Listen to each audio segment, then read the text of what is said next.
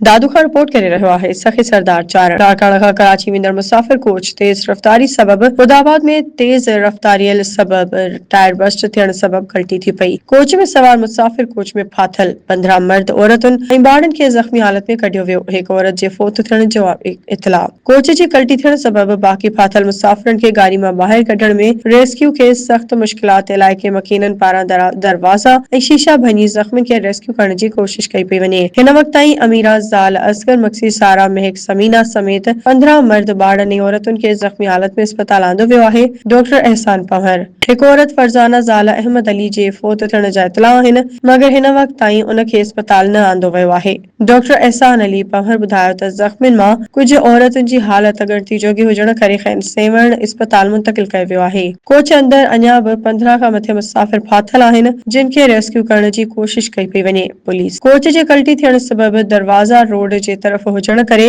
दॿिजी बंदि थी विया आहिनि। क्रेन घुराए कोच खे सिधो कयो वेंदो। रेस्क्यू ॿिए तरफ़ फोत थियल मासूम ॿाड़ी ज़ुलेखा ते धीअ बहादुर सोलंकी ऐं बिलावल पुट सोनू मक्सी खे न्यू DHQ मुंतक़िल कयो वियो। रेस्क्यू ॿिए तरफ़ MS दादू डॉक्टर अमजद मस्तोई ॿुधायो त ईद वेझो ईंदे ई असांजी न्यू DHQ अस्पताल जी टीम 24 कलाक हाज़िर आहे।